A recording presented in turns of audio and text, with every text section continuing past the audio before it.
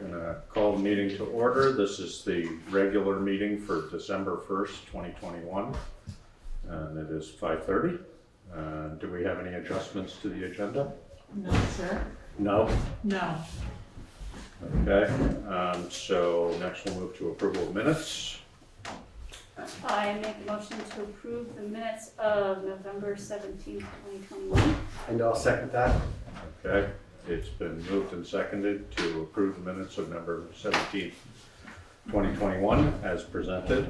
And if there's no further discussion, all in favor? Aye. Aye. Thank you. And thank you, Kim, for these minutes. Okay, so yeah, next would be warrants to the treasurer. I'll make a motion to approve and execute the warrants to the treasurer as presented upon completion of review. I'll second. So it's been moved and seconded to approve and execute the warrants to the treasurer upon completion of review. So Karen, if you want to go ahead and review them. Sure.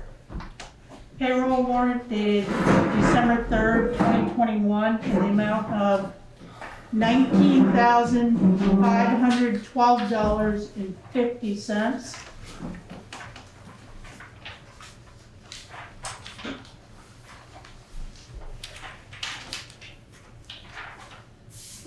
Anybody new? We just have it's sort of a growing list of names, so I'm assuming most of those are related to per diem at the fire department, is that correct? That's correct. And then you have the rec department. Oh, still paying, oh, Yes. rec department, okay. Yep. So Oh, Rebecca Gilson and Matt Bristol. Okay, They're doing fall sports right now. sounds good. Any questions? No. David? Good. All right, and AP? Accounts payable. Warrant for December 3rd, 2021 in the amount of $1,266,921.30. Your big ticket is the school. So that is $1,200,000. And the rest are, monthly payments. Is Bill Harlow sub out on road work? Is that? That would be an invoice for the dry hydrant that was Okay. put in down at the mill off of the landing.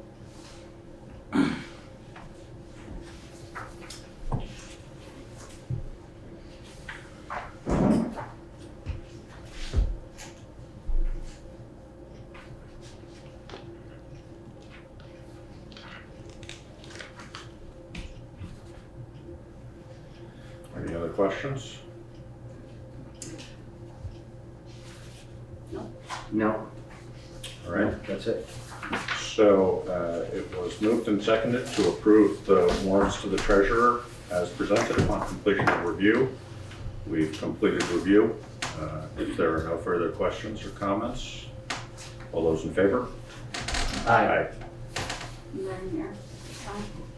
There, I think actually Karen might have given, there are 2 clean copies, I believe. Yeah.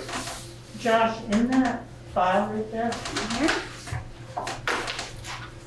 Oh, look at that. Rebecca, hang on, I'll sign these. Oh, I sign this too.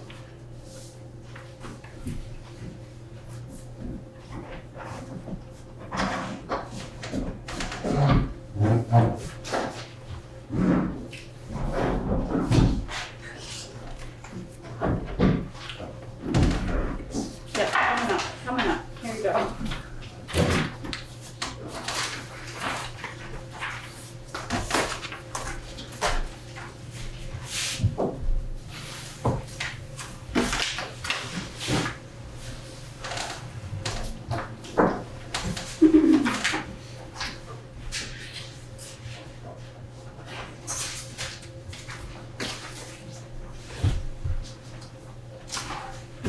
Okay, so, let's see, sorry. All right, public comment on items not on the agenda. Do we have anybody here for public comment? Laura? Good evening. Good evening. I'm here this evening to bring up my concern about traffic at the Circle and around the co-op as it relates to the Wyndham Windsor Housing Trust projected development. 2 years ago this very month,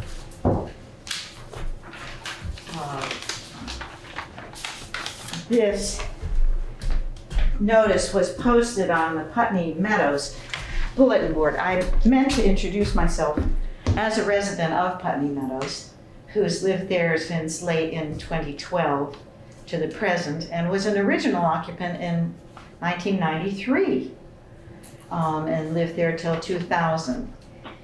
So I'm familiar with the territory.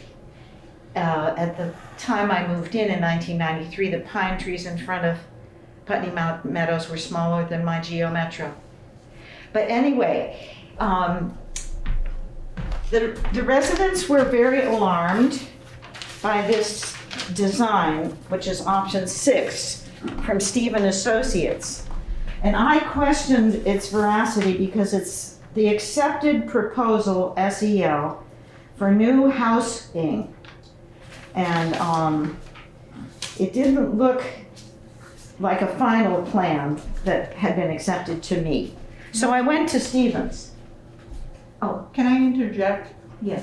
So this is, That's right, and I have a picture of that. It's a very, very different plan. And this was Yeah. never an official Right. thing. We don't even know where that came from. so- Exactly. So, Right. but there, I spoke with Brud Sanderson, Uh-huh. who didn't know where it had come from. Yeah. But the plan we've got going, is this the one you just handed me? Yes. Because I have a, that's the current, yes, and they have removed the 18 head-in parking spaces opposite the co-op, and they have removed the 13 beside the garden in this latest plan, which is awfully tiny. But what Brud said was I should talk with Pip Bannister and get things straight, and I had already talked with Karen Ashley, who helped me get things straight. And a big pro in option 6 and option 7, which I didn't get, and in this plan too, this plan too, is that the plan maintains most of existing road footprints. That's their terminology, existing road footprints. And I'm just here tonight to suggest that the existing road footprints are already overwhelmed, and that there are crashes and there are cars entering a one-way potholed entrance to the whole area from 3 directions, that the mover comes there, that the semis come to deliver to the co-op, that the school buses come there, that people idle there interminably, and trucks too. So I'm concerned about the safety of the area, and I'm concerned about the impact of adding 25 new families to it without a road plan, a road footprint plan, and analysis of traffic, so that perhaps it can be viable, which I do not feel it is at this point. Do I have anything else to say?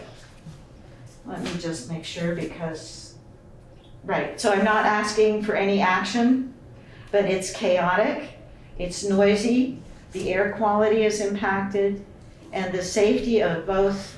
See, I've heard so much about the sidewalks and walkability, but drivability and traffic patterns I've heard nothing about.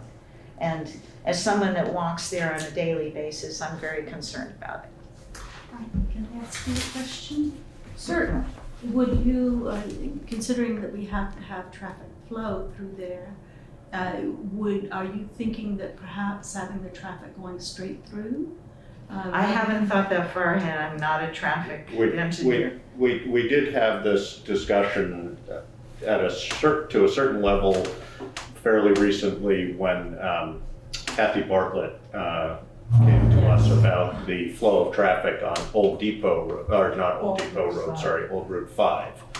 And a discussion about some traffic calming there and also signage. It was brought up that particularly signage within that area that you're referring specifically to is a problem because we had people coming and then not knowing which way to go, et cetera. So we acknowledge and recognize that there's work to be done in that area. I'm guessing that Wyndham Windsor in part of their, well, the initial design for it was that it would have sufficient traffic flow, and then Wyndham Windsor, I'm almost sure would be required as part of an Act 250 permit to update an analysis of parking. So I'm not sure where it is on that, but that's something we can follow up on. It seems like a real primary factor in their plan to me, and so I'm reassured by what you're saying.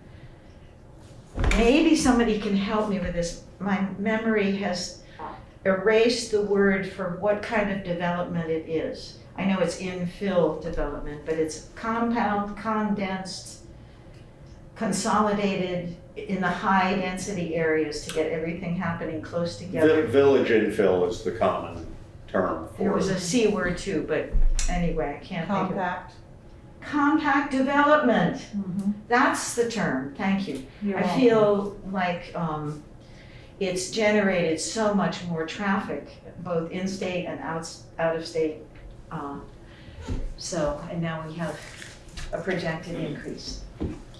So I think that it's a good point to focus on traffic there. I think when this comes up to the DRB, that would be a good place to make sure that that traffic study, that traffic plan is adequate for the development that's proposed. I want to make a comment too, as far as Old Route 5, so Wyndham Regional Commission had put the strips out to get a traffic count. So that's been done. On Old Route 5. Yes. Yeah. So Jeff Nugent just needs to put the data into the system and get it to us. So as soon And as- what is that going to inform us for with it? That's, Is that the first part of a? that was Kathy Bartlett. Yes. but that was gonna be it'll first. tell us speed and volume. Right, Okay. right. So- Which could impact, depending on if they're going straight through or turning on It'll Carol inform Brown Way. what we want to do with that Right, road right, for traffic, right. for traffic calming. Okay. And Jeff Nugent does have some ideas too for traffic calming on that road. So that will probably come into play when, Wyndham Windsor Housing Trust project.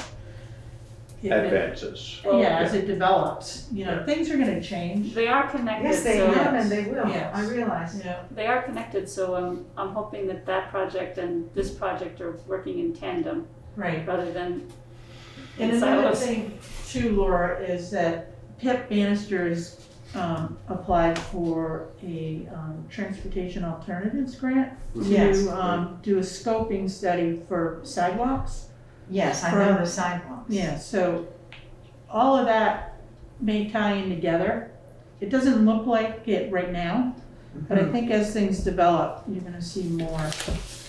This is a fascinating map that came to me via Wyndham Windsor Housing Trust. I don't know if you've seen this aerial map. You need a magnifying glass, which I have, to read it. But it was distributed to the folks at the landing, and it is about sidewalks. Mm-hmm. You can see with the magnifying glass, little dotted lines and so forth. But it was fascinating to me to look down on what I call the compact development area. Mm-hmm. And it looks so spacious from however many feet above. But when you're down there on the ground and the fire trucks are coming because there's been another crash at the entry to the co-op, and the school buses are coming through and here's the mover, it's pretty wild.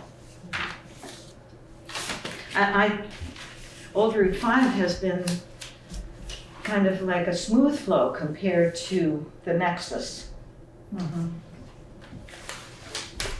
Hi, I'm Louise Garfield, and a member of the community garden down there. I guess you mentioned that it would be an Act 250 issue to resolve the traffic on that road, I would assume that would come as in. opposed to town zoning, so that's my question. What weighs in on reconfiguring if necessary? That's It's probably all- a better question for Pip. Yeah. Right. Sure. I think he probably knows better than Than we we do. Yeah. Whose purview that falls into. Who knows better? Pip Bannister. So we could follow up with him, and then if the sidewalk grant, I guess this is further down, but just for the record at this point, I believe that, the garden side of that circle property we call across from the co-op, the garden side has planned to purchase that square footage from the Wyndham Windsor Housing Trust. The trust plans to put some sidewalks on, but the garden side doesn't choose to do that, at least in the current planning. Is there a chance that would be required, in which case we'd want to know and start working our planning around that? So Yeah, go ahead, Karen. I'm the zoning administrator as well as town manager, and you and I have talked multiple times, Louise, and until you actually own the land, then, you know, we can start talking once you have it.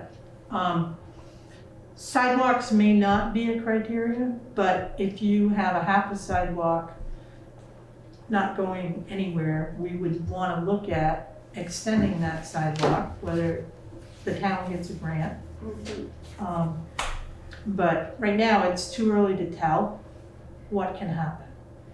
Because, you know, things fall through. And Sure, I understand there's a lot of unknown. Right, I just- there's a lot of unknowns right now, and It's more until, whether the property owner will be required to have them through the town. No, no, we can't require a landowner to have, we can Put one in. We can put one in, exactly, within the right of way.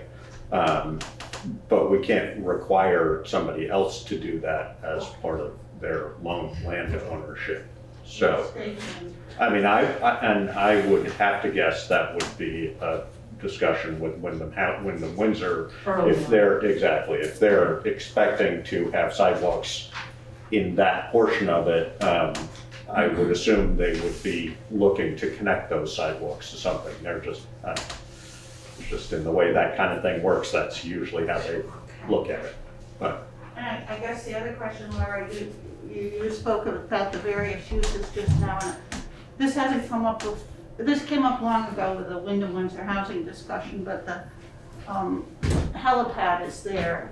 Is that there by state or Putney permission, or, and That's, it's agreement with an Yeah. emergency service, with state emergency management. it seems to be sort of where the driveway into the parking might be, so I'm sure somebody's thinking about that. I'm yeah, sure they we're, are. yeah, I we're don't know already what they're talking thinking about that, is. too. I'm sure Tom is We're not gonna considering. weigh in on that yet. Yeah, so I think we wait until we. Any thoughts from any? No? Thank you. I don't, Those choppers have big propellers. Yes, they do. All right, any other public comment on items not on the agenda? Okay, town managers report. I didn't really prepare one because I've been so busy this week, but I will announce that as of 2:29 PM this afternoon, River Road South is open. Great, very good. Yeah, so we are still waiting on guardrails. They did not arrive today, so Road Superintendent Brian Harlow informed me as soon as they come, there'll be one-way traffic. Yep. While they're installing it. And while it means the contractor. And am I safe in assuming it's not paved, or is It it? is paved. It is. oh, no kidding. Yes. We'll do that. Wow, Nice. amazing. Yep, they had to clean up some material on the shoulders today and some road debris, but, other than that, it's reopened and passable. Just be cautious and go slow, because there are no Without the guardrails. guardrails. Yeah, Well, and thank you to the highway department, and thank you also to Renaud Brothers for yes, doing that project Much in a quicker. timely and effective manner. Much quicker than we first anticipated. Yeah. Which is yes. great. And before the ground freezes and before a major snow. I can't believe there's pavement on it. Really. Yeah. You did an excellent Hallelujah. job. That's good. Make for some happy residents in town, that's for sure. All right, so next would be select board items for discussion and action. And first would be the COVID-19 face coverings resolution expiration, which this was a resolution that we passed on the 20th of May, 2020. And we, I'm not sure what we're trying to achieve in this. I know that the legislature Yeah. passed So Eileen information. brought it up, and the current resolution has expired because the Yep. state of emergency Has is no expired. longer. Yep. So at this point, there has been talk about mask mandates, and I leave it up to the board whether or not you want to reinstitute this one, or come up with a different one, or not do anything. So this was really, it wasn't a mandate so much as we encouraged. Right. We Yes. supported Supported businesses businesses if they wanted to to. do that, yeah. Yes. Yes, It was in fact not a mandate at all. At all, right. Yeah. right, And that, Very, very intentionally not a mandate at Right. all. it was important to me, it wasn't a mandate, that everybody got to choose for themselves. that's And right. that it felt to me like what it was encouraging everybody to be able to make their own choice. Right. And for lots of reasons at the time, I think we know a lot more than we did then, but we felt like it would be a hardship putting mandates on people that were probably already going to have problems, staying viable in business, and for other reasons. And I still feel that way. I think allowed is the key word. I was gonna suggest that, because we're not like Brattleboro, we don't have tons of businesses. So I was gonna suggest that we poll the business owners, because they would be the ones that would be affected. Everyone else has a policy in place. The colleges have a policy in place, the school has a policy in place, we have a policy in place, so Mhm. all the other places are covered. So I'd really like to know what the business owners need. I get the sense that they have worked with this for Right. long enough that they are fine, but, That's the feeling I get too.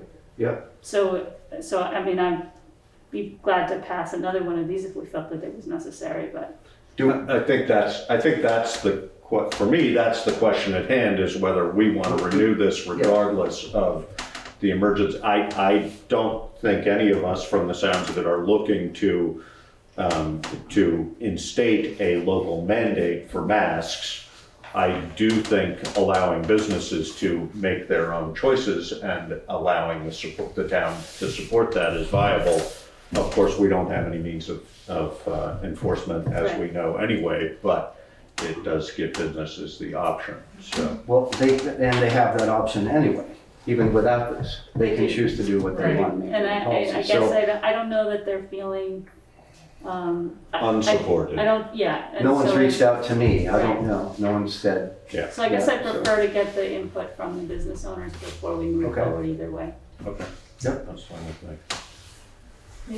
May I say something? Are we invited to comment on this topic?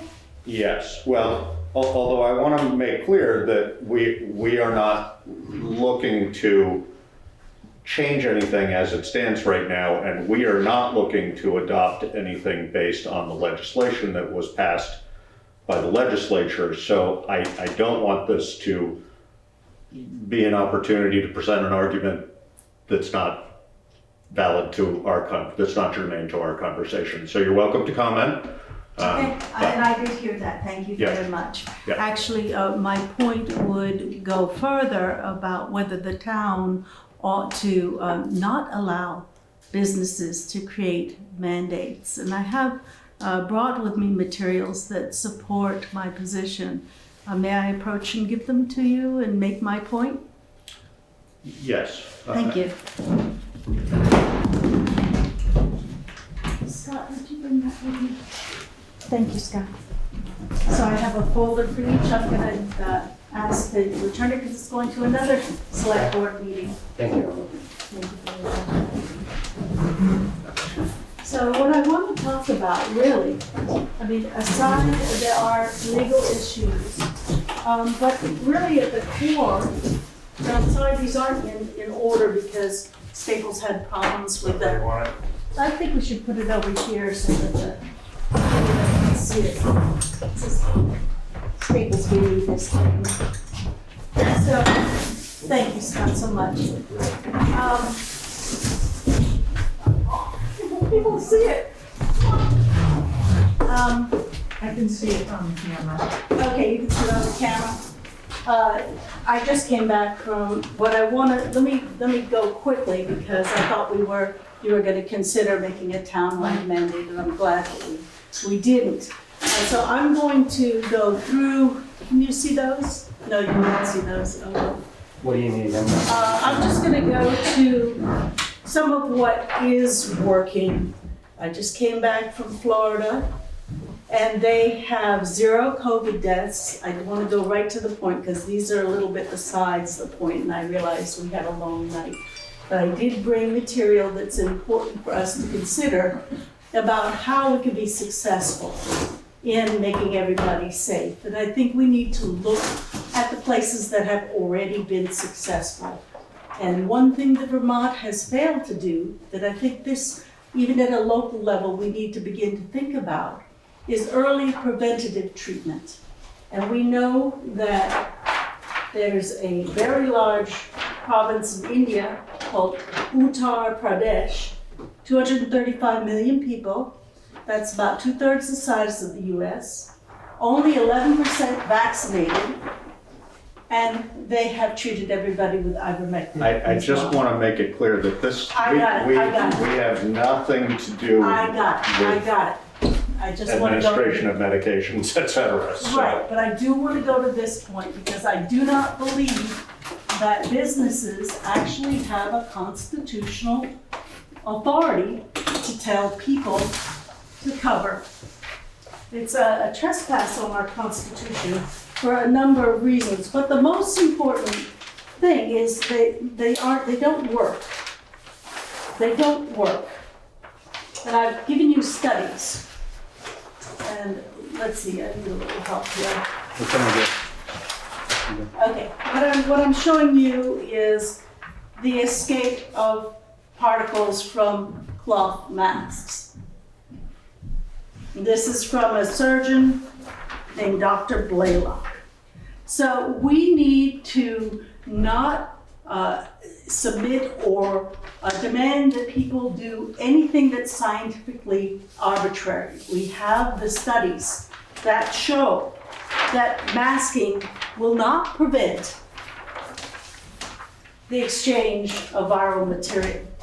Now, the other reason I think it's that businesses may not, and it's too much of a burden for a single person to challenge each business legally. It's just too much of a burden. We need to look at the overall constitutionality. The very first reason is a fundamental constitutional freedom is our freedom of speech. Now, if I put a mask over my mouth, it is a hindrance. There's no really argument there. And that is a trespass on our freedom of speaking and hearing. It's much harder to hear everybody. So we've gone through, we have the studies to show that they aren't functional. And then we have another constitutional reason, because it is a seizure of our face. Now, Article 4 is it of the Vermont, Article 11 of the Vermont Amendment 4 says we cannot have seizure of our body or of our house and purses. This is demanding or seizing a region of our body to demand that in order to function. Can everybody see this? I hope to be big. And then on this constitutional trespass, Our breath is our experience of the Holy Spirit. This is well documented through all kinds of religions, whether it's meditation, breathing, chanting. Our breath is singled out in the Bible. It is known that we can't live for longer than 3 minutes without our breath. So we also have the right to bodily autonomy. We get to choose for our body what we do with our body. That, of course, is the 10th Amendment and the Article 1 of the 9th, which is the unenumerated rights, and the First Amendment in Vermont. Now, here is also a very, very important reason. Historically, masks have been associated with slavery. Now, if indeed, and I'm happy to be involved in a roundtable that goes through the studies, with a fine-tooth comb, so we all can be in agreement. If these masks are not functional, if they aren't actually protecting us, if the viral material is going out and around and hanging around in the air anyways, then why are we expected to do it anyway? So you can see, can you zoom in on these pictures? And these are pictures of what they would do to slaves, where they would cover their mouths with masks. And we need to very carefully think about what we're being demanded of. So my last thing is that this is supposed to be did you get that, sweetie? Okay, the last thing is it's supposed to be a medical device. Now, even a doctor can't order you to wear a medical device, but certainly no business has the right to order a medical device. They are not doctors. That's called practicing medicine without a license. So my concern is that we begin to really parse out the truth here, and I think it will really serve us. I think we're beyond the point from being frightened of each other, and we're at the place where we really need to see what's really, really going on and open our eyes and be willing to ask the harder questions. And I thank you for your time. I'm gonna call it at that. Thank you. You got it? Thank you. Yes. Thank you. Thank you. Yep. Thank you. I want to state that I personally do not endorse any of these statements or beliefs, and I apologize to you personally, Emily, for that disbelief, but we just don't share the same view of this. And my own belief is that there are numerous studies and realities that would far outweigh the information that's been presented, and I don't want to promote a discussion about this in this arena, but I think it's important for me as the chair of this board to acknowledge that I believe the science is clear and does not agree with what you're saying. And so I just need to state that. That's good. And what I want to invite and ask you to think about, and we can talk about it later, and in group, that we come to a table, because I think the truth, ought to be something that we are willing to debate, and we are willing to find out what we can agree on. And I am willing to hear and see all your things, and I think it would be really helpful to the town if maybe we thought about that in the future, maybe not today, but thank you for sharing that. Can I make a comment, Josh? This is Mary Quinn. Yeah, go ahead, Mary. Emily, you said that there were 0 cases of COVID deaths in Florida, which they actually have on record 61,539 deaths. So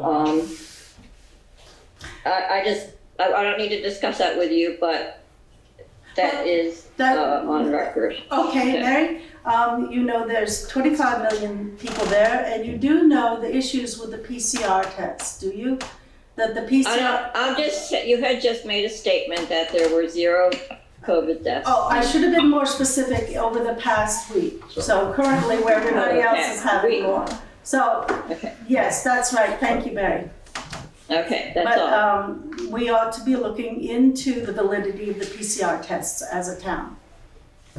I think that falls way beyond our purview as the select board, so I would not embrace that idea. But I think you can debate that with our Thank you. health officer if you wanted to, but I don't, we are not here to make medical decisions, so I think that's. Well, that's the point.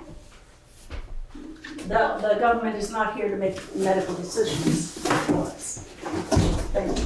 Sure. Let me get this out of the way and I'll stay and listen to more of the meeting. Thank you, Josh. Yeah. Matt Boulder, Cemetery Road. I just want to understand exactly what is at issue here this evening. There was an expiration of something which you referred to as this, and I'm not clear on what it is that you are considering continuing or not continuing. Yeah. So, thank you for bringing There's a that date up. when that happened, so you'll know. This was following along with the governor's emergency orders when they originally instated, and the select board at the time was, had this discussion. We discussed it with Tom Goddard, who is our health officer, as well as emergency management folks, and based on state recommendations, and what other towns were doing. And as David pointed out, and we all three of the select board members, Eileen was not on the select board at that time, but we all agreed that we felt that it was important that we give support to businesses that chose to establish masking rules within their establishments. And so essentially this was our attempt to have a resolution that empowered them to act as they chose was appropriate without mandating having them do that. So this was not a mandate, but it was intended to be a town backing of businesses to make their own choices related to masking or not masking. So that support amounts to a verbal support. More or less. Oh, well, in this case, a written and voted on support, but yes. And not technically non-enforceable. So not making businesses do this, but allowing them to do it if they chose without the town arguing against that. Right, which they could have chosen to do anyway, whether we made the statement or not. So, Yes. Right. But we do have towns that have chosen to be constitutional towns. What is it named? It's down on the southern border. Do you know the town that chose to be a constitutional town? I don't. On the southern border. Josh, do you have somewhere in your files the studies that you refer to? If so? I don't, no. Okay, well, that would be helpful to me. I don't, yeah. I don't keep records of them. I read them, I follow them. They're not, this was more, it's more of a personal statement for me than, but I believe as, yeah, I don't have those studies, but I read a lot, and I believe I understand a lot of what I believe is the truth, and I understand that you believe that's different. But Well, if you run across more studies, maybe set them aside, and when we get to the place where we need to sit down and really look at what science, all the science, and not the science that's just been selected, that comes from funded science, but all independent science collectively says, then they'll be handy and helpful. Yep. Hi, my name is Andrea. I was wondering, I'm new to all of this. So does the town, are they able to say to businesses that you can't make people wear masks? Is that something that you could, or is it still up to the No, private? I mean, yeah, no, we can't mandate, Okay. we can't mandate we can mandate masks because that was just passed. yeah, But we can't mandate them to not do No other things. masks. That's not, you'd have to, if you wanted something like that, you'd have to go to the To the state. private business? No, you'd have to go to the state and ask them to pass a And I- second law that says you can also, mandate that we Disallow, not, yeah. we disallow it, that Well, we don't that's- have that power. Yeah, thank you, that helps. And I also wanted to say thank you to you all too for not implementing something further today. I appreciate that as a town member. Speaking of that law that they just passed, I'm concerned that it was passed in an extra constitutional manner because there were well over 100 people there to petition their lawmakers. And I went into the building and was accosted by Janet Miller, the Sergeant at Arms, who informed me that I could not be there with my petition material to talk with the legislators because of a rule that was passed by the House committee. Of course, I was there specifically to talk about a law that had yet to be passed. And I pointed out that I have a stake in the people's house. So I was physically pushed out of the building by 3 very large and thankfully gentle policemen. However, the clear right to petition our lawmakers, our representatives, has been so truncated, so severed. This is way beyond our purview. I mean, Well, we just, I understand you want to make this statement, but that's, if you have an argument with the legislative body, have it with the legislative body, not with us. Well, I'm pointing out that Josh, there's so much here that we all have to step up and look at, and I really encourage you to feel the breadth and to take on the breadth with me and with everybody else. Sir? Yeah, Daniel Hargan, I'm on Old Depot Road, and yeah, thanks for your decision not to do the requirement. However, if you poll the businesses and they want you to mandate as citizens of the village, are you gonna let us know and we're gonna get a chime in and vote on it, or how does that happen? If the Everything that businesses- happens in select board meetings happens in open meeting, and there's always an hear you. agenda.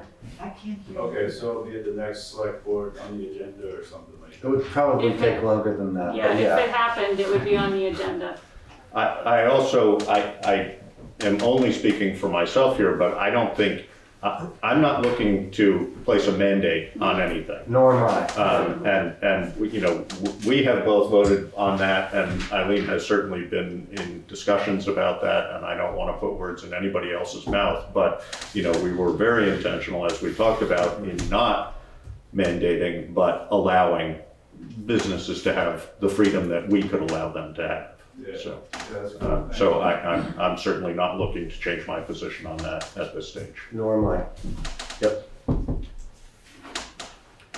All right, anything else on that topic? Thank you all for coming. All right, so Emily, next, I'd like to read what you have. I didn't have time to do that. At some point, it doesn't have to be now, but I'd like to get that. I'm gonna share this with you. So I can leave these. Are you sure? Yeah, One's for you. yeah. Thank you. I can get, they can make 4 copies for themselves. Thank you. Okay, thank you. hi, sorry, there is a question on the screen, I don't know. Lori, you have a question? Sorry, I didn't see you there. No problem. I just raised my hand a moment ago. I didn't know if this would be an opportunity for me as a member of the public, but a member of the public who's there virtually, to just thank you also. I unfortunately wasn't able to attend the whole meeting virtually, but I did hear you say that you weren't making a decision tonight, and I wanted to thank you both, all 3 of you, for that. Good, thank you. And for your work in general. Thank you. He's the general. Yeah. Okay, American Rescue Plan Act update. Karen, you're doing that? Well, yeah, Or- Eileen and I, Okay. so we both attended a webinar, which was very informative, because I thought we were under the gun. To like, at least have a plan and report in April. But actuality, we have about 4 years. Oh. So, yeah, To make a plan or to use the money? to use the Already, money. yeah, Use to the use the money, Yeah. so the funds have to be obligated by 23, right? Yeah, 2 years. in 2 years, and then they need to be expended the year after that. By Correct. end of '23? I believe so. End of our Yeah. fiscal year 23 or the year 23? Yeah, I think it's Yeah, when it came out. It's not fiscal year, but Okay, we'll be all the right. date. it's not fiscal year. Yeah, Okay. no. So Katie Buckley, who was Yeah. hired by VLCT, she's doing all the American Rescue Plan Act webinars Good. on everything, on broadband, whatever it is. There's so many out there right now. And towns are struggling to figure out how to spend the money. Yeah, And we also learned too that towns can pool money together for a larger project, which we didn't know we could do that. She stated to us that it was a good idea, that the board was considering pulling together a committee. Mm-hmm. You know, maybe a committee of 5, you don't want too many people, Yeah. but that will help the board and myself, you know, and get different ideas Right. and bring it back here. and just as a reminder for people, the total volume of money we're talking, it's 700? It was 734,000 plus, but roughly which is- 734,000. Which is a big chunk of money, but on the municipal budget level, it also disappears very Right. quickly, And it so. just totally depends on what we would use it for. Exactly. So if Yeah. it's for a planning project for the sewer system, it might, disappear like that. It Right, really does depend. So does the process work like, say we put a committee together, we come up with 4 or 5 ideas of what we might do, form a plan and then submit it and then have it approved? Is that how it works? what we want to do too is engage the community and get their input Yeah. on what they would like to see the money spent on as well. Because it can be from community centers to infrastructure to affordable housing to anything related to COVID that has impacted businesses, economic development, could be schools. But it's not limited to things related to COVID. We have to be careful. It's Yes. it's a very esoteric list of things that you Yeah. can and cannot do. Well, that's why I was asking. Yeah. Like, how do you know That's what still you're not- thinking about? We Still spend a not year. quite clear, and that's, Right. I think that's another reason why we wanna have a committee to, Yes. suss out exactly what we can use this money for. And also, there's the town money, and then there's, the state money, there's Right. there's buckets of money coming down from the state. Right, So, to maximize the bang for our buck, we wanna make sure that we use that money in places that we're not getting it elsewhere. right. Right, or that they tell us, oh, well, this doesn't qualify, we Yeah. spent 9 months prepping. It's like, And I think we would get, VLCT and Wyndham Regional are very up on what's going on. They've Yes. got a lot of good guidance. We ask them a lot of good questions. We ask questions, they give us good answers. They're definitely right there. If they don't know the answer, they're gonna get it to us. So, And VLCT also said that they would come up with a charge Mhm. for the committees, right, we asked for that. which is That's very right. important. yeah, VLCT said that? Yes. Yeah. That'd be great. So, and ultimately, the decision is in the hands of the select board, or are, Well, it's expending money, so I assume so. Yes. okay. huh.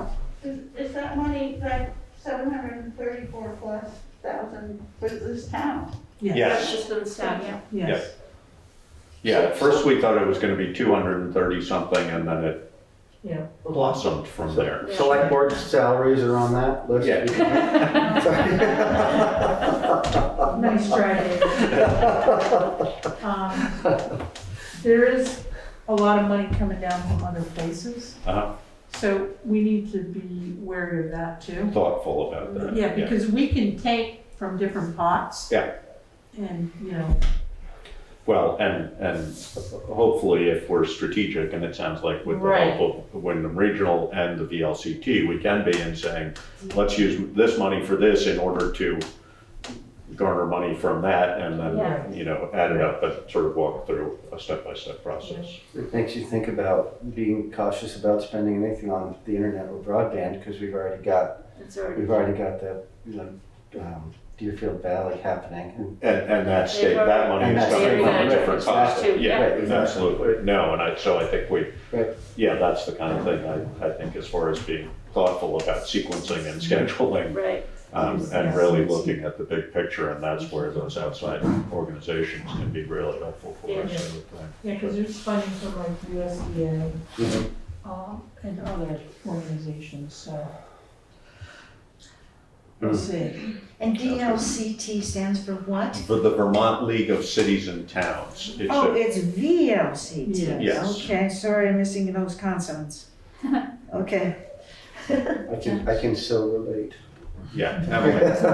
Josh, you just mentioned the bigger picture. Yeah. And here is another concern of mine, that just recently the New York Center of Innovation was created.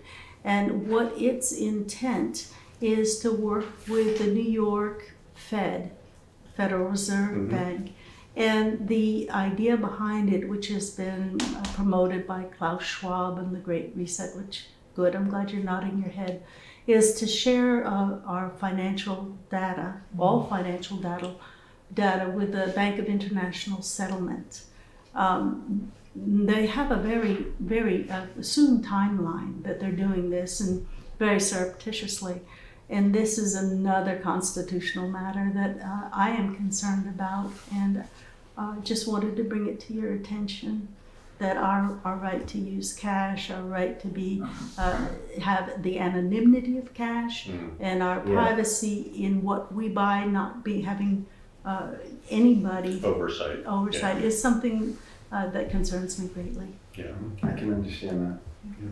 Yeah, I buy lots of things.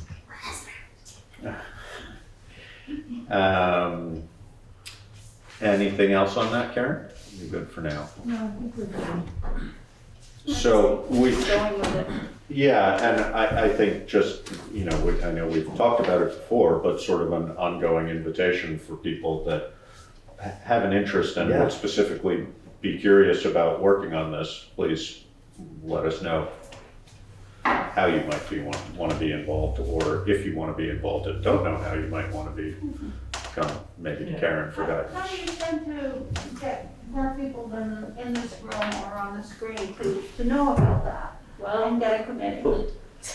Well, we've been talking about it, and it's, you know, we can mention it at a town meeting too, because we'll still have time to pull it together. there was a What's the specific list of constituents that they It's just an idea. said we probably should have on the committee. Yeah. Right. So they suggested that we have somebody from a nonprofit, somebody Right. from the business A community. for-profit, yeah.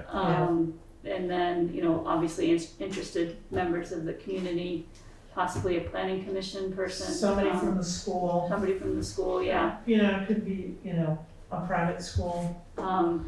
So I guess it's a bit more targeted than maybe some of our other committees, but it would be great if you all spread the word. David also just asked, yeah, go ahead. Yeah, I don't know what it costs to mail out a survey, but that's an idea that we could poll people, get an idea. The other thing we often do related to that when we're sending out, for example, the town report. Sure. Is including, just because the postage That's a is the great lion's idea. share of doing something like that. Great. You know, maybe when we send those out, we could ask for some variation on feedback. And the committee too can develop a survey. Yeah. Once we have a charge and we have a committee, then we'll definitely put a survey out there.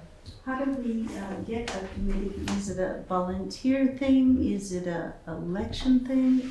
It's something It's that volunteer. It would volunteer, but appointed by the select Right. board, and then it would be an advisory committee. spending money wisely is of great interest to me. I Yeah. have a nonprofit. Yeah. So I would like to consider that and just let you know that that's something that might be of interest. I am a envisioning type of person. Okay. And pretty frugal too. Good, thank you. You're all set, Karen? Yes. Okay, neighborhood development area status. So in your packet is the approval from the state for the neighborhood development area designation that Pip Bannister had worked on and the select board had signed off on. The map is also in your packet. So Yeah. So it goes down to the Williston line. Are there extras of that? Okay. No, but we can get some for you. Whatever it means. So I just wanted to let the board know that that has been approved. It can be enlarged in the future if the town decides. That would be a planning commission, task. Did I read in here somewhere that it actually expires in a year? Yeah, I thought I read that I was too. surprised to Expire hear that in it. March 2024. Oh, good, well, Yeah. that's not as much as a year, but I was surprised to know that it is- expires. Yeah, I'm surprised too, and I just found out too, the village designation, that one expires as well. Oh. So We have to renew it. we have to renew it, Okay. yeah. Hopefully And this that's made on us Pip's eligible, oh, I'm sorry, go ahead. radar. I was just gonna say that, hopefully that's on Pip's It radar. is on Pip's radar, and it wasn't on mine until he mentioned it, and it's, now in a spreadsheet with everything else that needs to be updated in like 5 to 10 years. Alright, So good. having this designation made it more, the benefits of it were what again, remind me? It makes it, I don't wanna say easier, but, for development, Okay, there's certain things, certain criteria that. oh, it streamlined the process and stuff, Yes. that's right, I remember that. Yes. It checks off some boxes in Act 250, I believe. Right. Right. And it allows tax credits for certain developers as well. I would also imagine I'm just assuming, Mhm. but for the most part, things like this often help in the process of grant application money Yes. as well. Yes. Whether you're going for community development money or, affordable housing development money or any number of other things. Just like the sidewalks. Often an endorsement or a designation like this is very helpful. Yeah, and sidewalk money is great example. Exactly, Right. yeah. Right. If you were trying to do a sidewalk not within this area, your chances would be decreased by X amount, whatever X might be. So, Okay, thank you. all right, good. So we just have to remember to renew that in 2024, and other than that, it's fully established. Yes. Good, thank you, and thank you to Pitt for Yes. doing the work to make that happen. Thank you, Pip. And to Peter Paggi at Wyndham Windsor. Social services questionnaires and policy. So in your packet, I've given you, an update on the social service questionnaires that were sent out. So Kim Monroe, handles this every year. In order for social services to get funding through the budget every year, they have to fill out a questionnaire, and the results are on this spreadsheet. So it basically gives you the total number of clients Emily? served, Sorry, could you, save that till later. total number of Putney clients, total budget for that agency, Not on a legend, Putney portion of budget. unless that was what it used to be. And now- Lisa, do you have a question about that, Lisa, or you're just Sorry. looking? That's okay. If you have a question, great. You were wondering what the dotted line on The that. dotted line. Oh, The last the one. dotted line is the designation for the NDA, It's right here. isn't that right? I mean, Yes. round. Yeah, the blue is the village zoning district. The past one or the present one? This blue area is the village designation right now. This black one is the neighborhood neighborhood. development area. So they're It seems to be sort of, They're a little bit fragmented. overlays Yeah. It's a little bit fragmented, that has to do, I believe, with, population, isn't it? no, it had to do with the new zoning amendments, with the setbacks, the size of the lot, right, and the requirement to have both water and sewer. So there are Correct. parts of the village right. district that don't have sewer, maybe, Yeah. but definitely don't have water. So those have been blocked out of this. got it, thank you. Okay, sorry, Karen. So, yeah. So a number of other towns, that fund these agencies. Mhm. there's no new agencies on this list, so it's pretty much the ones that have been, And none that went away this year? none that went away either. Okay. So what's the other town that funds the food shelf? So it's just one other town. Actually, hang on a minute. I was just curious about that. Good question. I think we Brattleboro. I know. Is it on this spreadsheet? Yeah, Am I right. reading that right? Did I read that right? Number of other towns. Oh, It's I a food think shelf. it would seem that you are, but that may just be a, Because I didn't think there was any talk about that last year. So the for, closest would be for the Dummerston. Putney food shelf, or Westminster, it could be either. the other town that supports them is Brattleboro, and they, Good. yeah, $1,500. Oh, That's nice. 1,500? Yes. So, It seems a little curious, given that there are 2 towns over, or Right. 1 town over. yeah, I was expecting. although it's pretty widely recognized that the Putney Food Shelf does draw people from other areas. So whether Brattleboro bases their donation on that or not, I have no idea. Yeah. An interesting question, I don't know. I'm glad they Yeah. give us money, I just Yeah. curious. Yeah, So I have all the questionnaires in here. If you have Okay. any questions, you can just stop in and Sounds take a good. look at them. I also gave you the funding policy that the select board adopted back in 2016. I did have a request from an agency in town, how do I go about getting on the list? So I've given him the policy Okay, and John Johnson's contact information. okay. I do know that the select board can add agencies on their own, Mm-hmm. or the agency would have to can petition. apply, yes. Got it. Petition to town meeting, or No. Petition to before. us, yeah, petition to us? to be included. Gotcha. Yeah. So there's really nothing else I want to say about that, but item number 5 in the policy, I will bring to the board's attention. All agencies within a classification will receive the same amount of funding. If this ever changes, the list, I think I don't know how the board wants to proceed in the future. You might have more asks for money. Got it. So I don't know if it's time to take a look at the list, To reevaluate, reevaluate. Got it. I know the Equity and Inclusion Committee was working on this as well. So I don't know, perhaps an update from them to the board? try to come up with some kind of understanding of the services provided Fair and and equal. to the community, Mhm. and then the amount And, that would be provided and help. yeah, Right. And there are new agencies in the last couple of years that, the town may want to consider funding, but.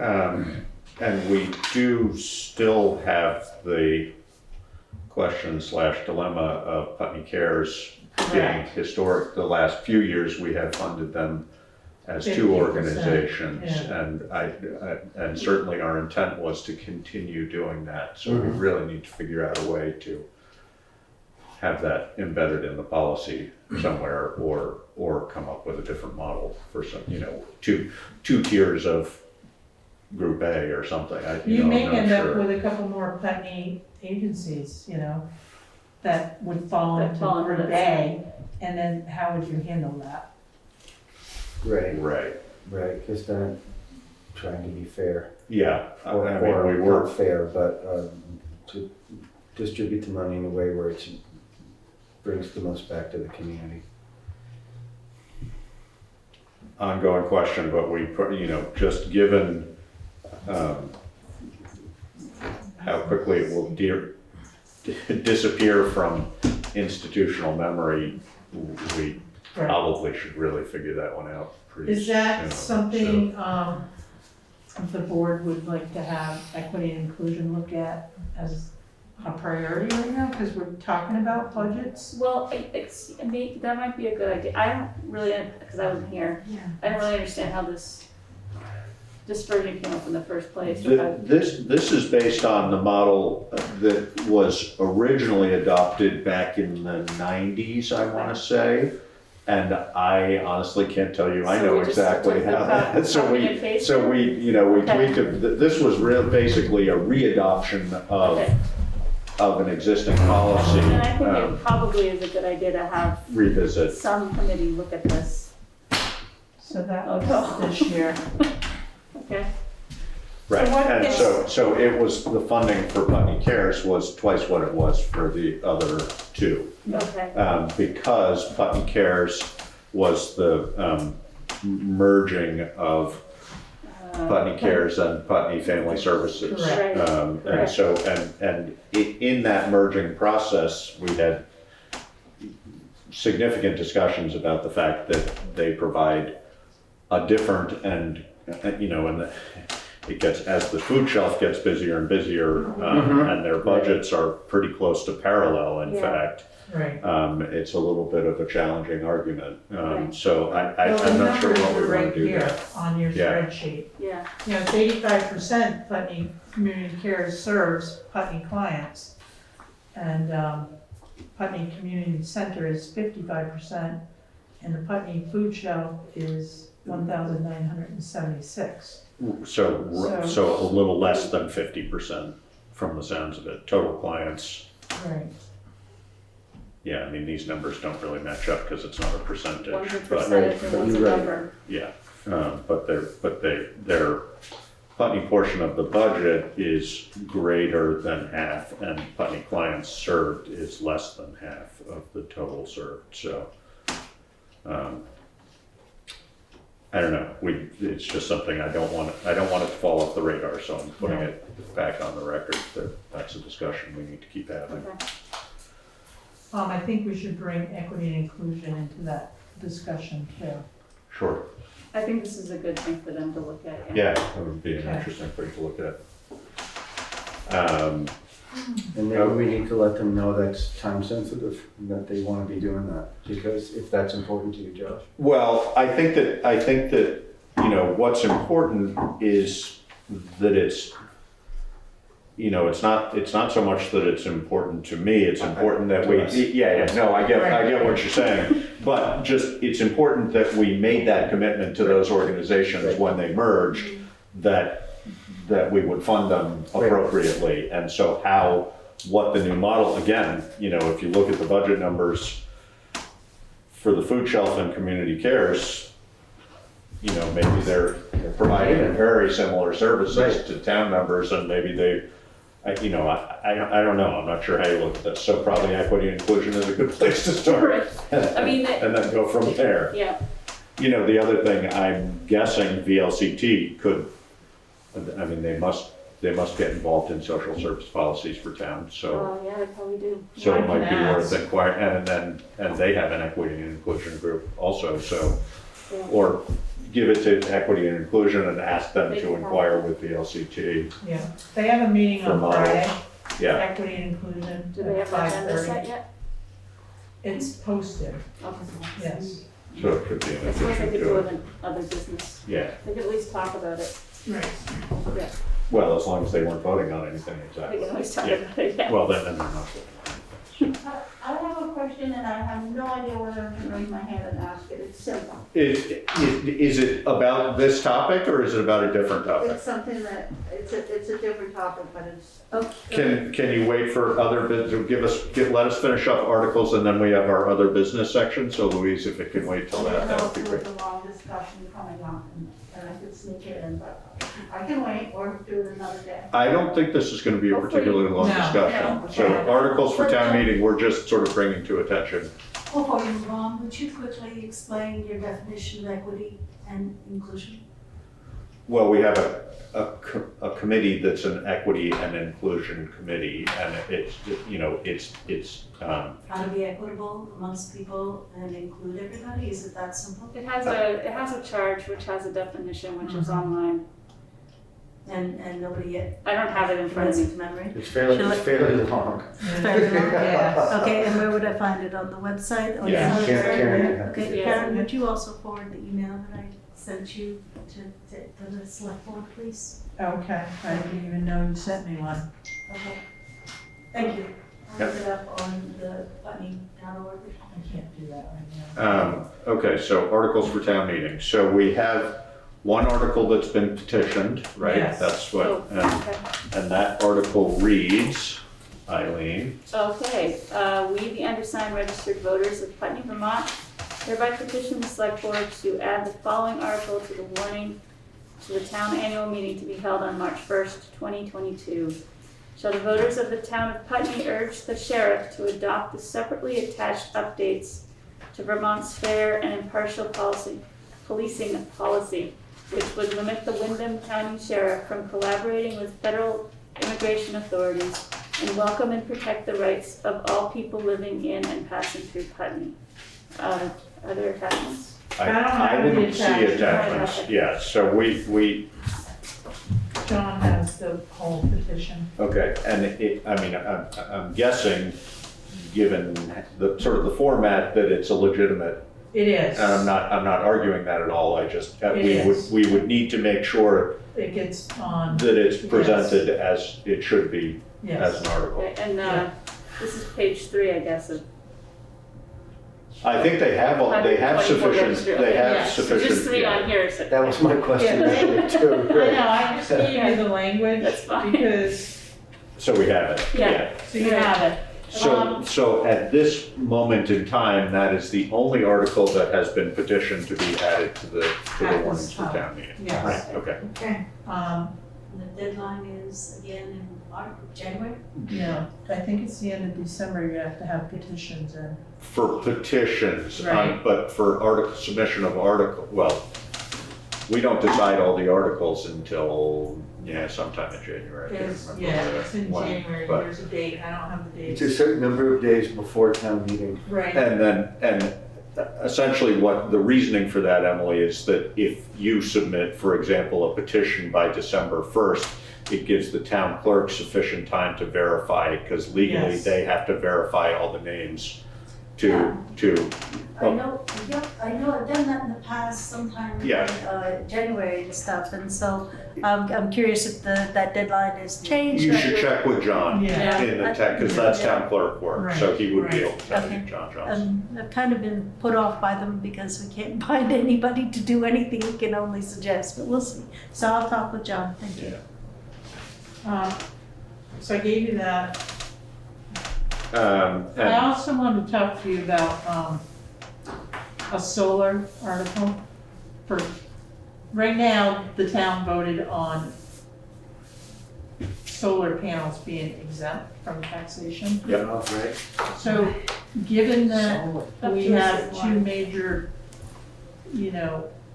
projects coming into town, over 50 kilowatts, Yeah, I would urge the select board to rethink. well, we should also look at the statutory language surrounding that, because it's pretty clearly divided with Each certain one's size systems. yeah, I thought it And was up to a certain wattage and then it was no longer exempt. Right, that's what my understanding of it was Right. too. Right. Okay. Right.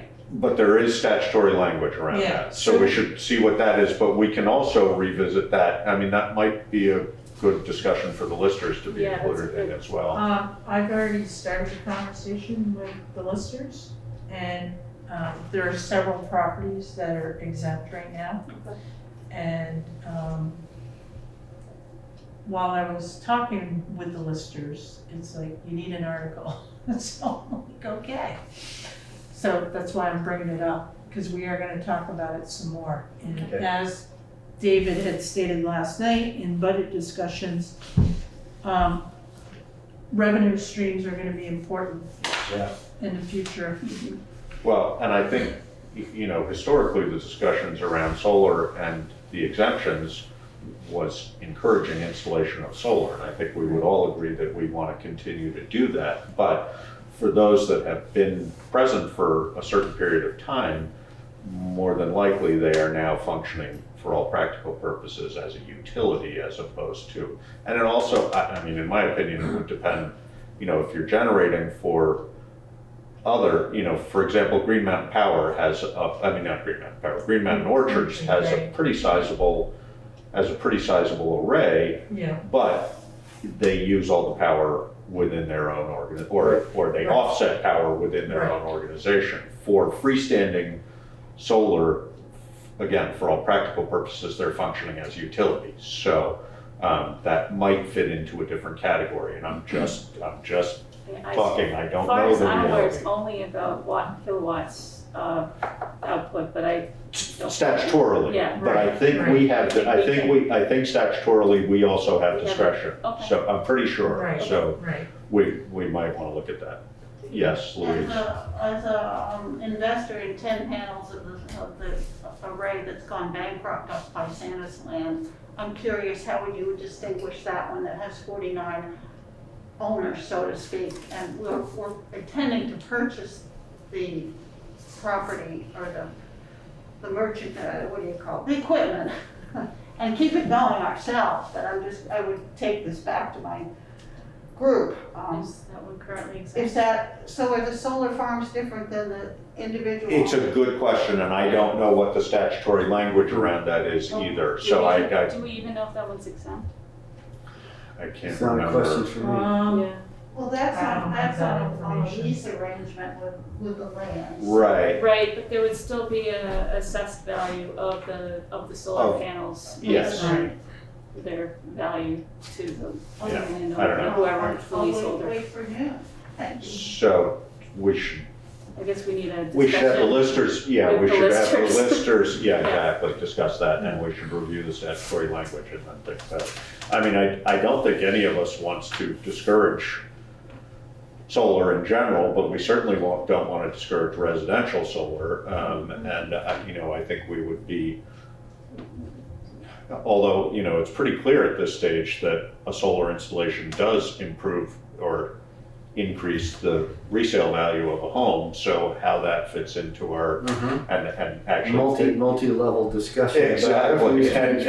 and equity and inclusion, equity-wise, Yeah. are you giving a tax break to a certain segment of the population and disallowing it from another? That's a tricky one, yeah. This is all a little bit Greek to me. Sorry, can you say your name? My name's Rick Bain. Yeah. So I'm hoping and planning to use some solar on my property, probably somewhere around 40K. And so I'm gonna be taxed on that?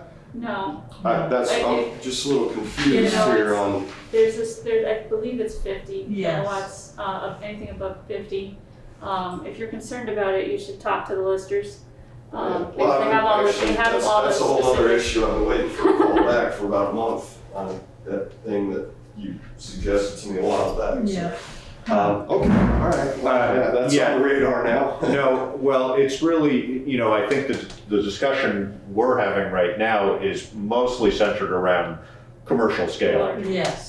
Because these, the ones that we're talking about that are going in relatively soon are more on the order of, 400 or 500 kilowatts. So they're big systems. I mean, 40 is a big residential system, but if you're heating your house with it and charging electric cars, then it would fit within.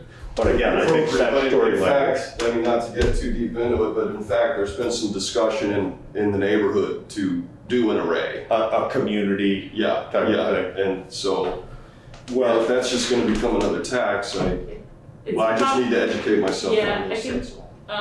well, we're not equipped to answer that question. No.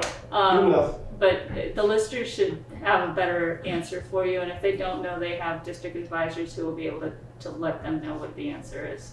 Okay. But it would also be worth reviewing, and I don't know exactly how you, other than just looking in, the statutes are online, but there may well be statutory legislative information about this, also about scale that is taxable or not taxable. I will certainly educate myself. I think Just that would be first I've heard good. of it, so. Also, if you're talking to a solar contractor, Right. they're likely to be able to walk you through that as well. So, yeah, certainly something to consider. At this stage, no, you would not be taxed on it, but,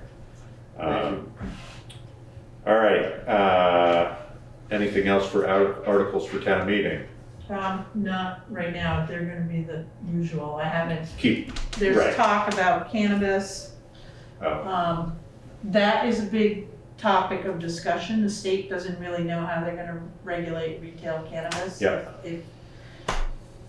It's really, complex right now. Yes. But we may see something on that, Brattleboro recently did something. yes, Say it again, Eileen, I'm sorry. I think Brattleboro recently passed something. yeah. So John Johnson and I are following that, I'm kinda letting him spearhead it. Got it. Because he has more legal background. Yep. So, and then he's just bringing information back to me, because I know it's gonna be a topic. all right. Well, if somebody is thinking about petitioning that, they should find out the deadline for a petition and, They've already talked to okay, John. okay, sounds good. Yeah. Good, all right, other business, select board items.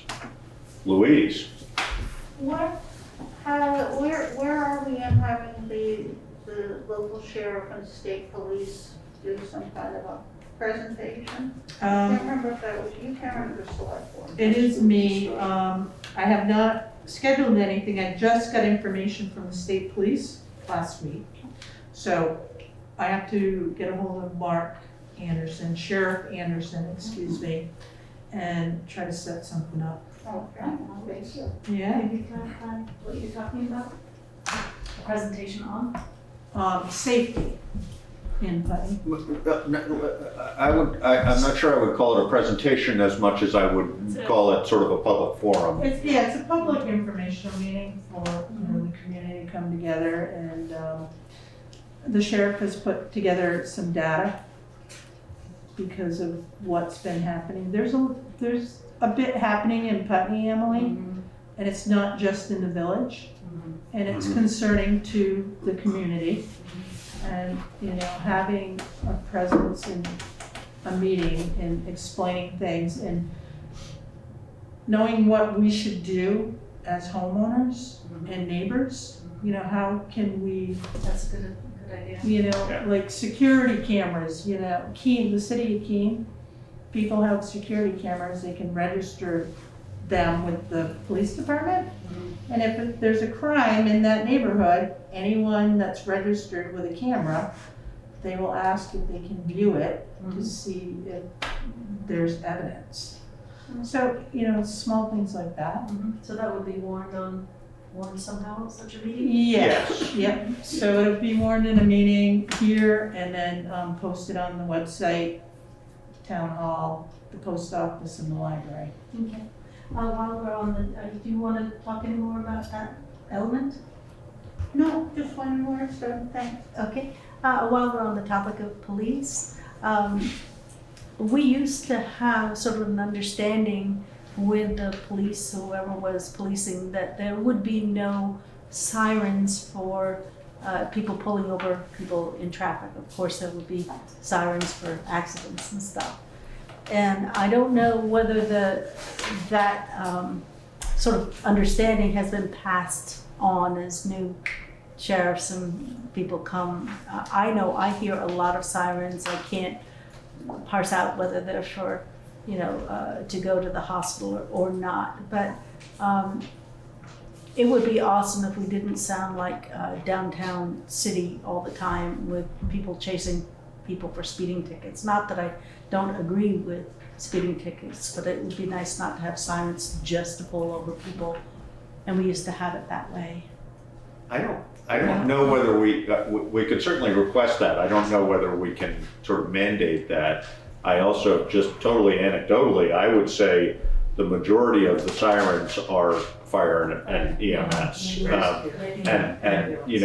As unpleasant as they can be, because of how isolating being inside a modern vehicle can be, often they're a necessity. If a fire truck is coming up Main Street, you know, Yes. you've got to get people out of the way. And I know that's not what you're saying, but my sense is it's more about fire and EMS than it is about police. I'm not 100% sure. And I don't know whether, but we could inquire with, actually, that would be an interesting question for this forum. You know, do they use sirens, and if so, what's the criteria, et cetera? Because I know that, you know, certainly fire and EMS personnel are encouraged not to use sirens unless they're necessary.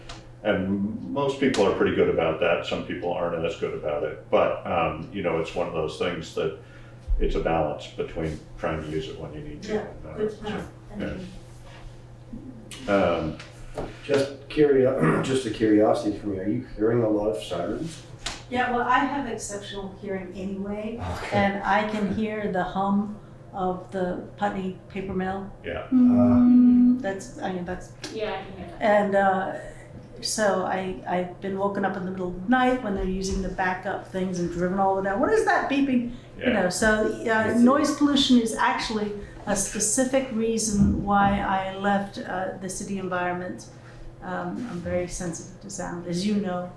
I need wooden forks and everything. Yeah, we're just the opposite. Probably driving the driveway with a siren. Yeah, you wouldn't know. Your house, unfortunately for you, is also positioned in a place where Main Street probably Exactly. is sort of in a bowl That's a that good point. matches it. All right, any other business? Anybody on I can't really Zoom? how come, Are they all hiding? No, I don't see anything. Lisa, you here for anything? Just for entertainment? You missed us. You missed us. Yeah. All right, then, do we need an executive session, Karen, or anybody? Absolutely not. Okay, good. So our next regular meeting day is December 15th at 5:30, right here. And we are having a special meeting 1 week from tonight, which would be December 8th, Yes. also at 5:30 here. That's specifically for the purpose of discussing budget, which is a very exciting topic. So all are welcome to attend, but that's next Wednesday at 5:30. And other than that, motion to adjourn. I make a motion to adjourn. And I'll second. And it's been moved and seconded. If there's no further discussion, all in favor? Aye. Aye. Thank you all. Thank you.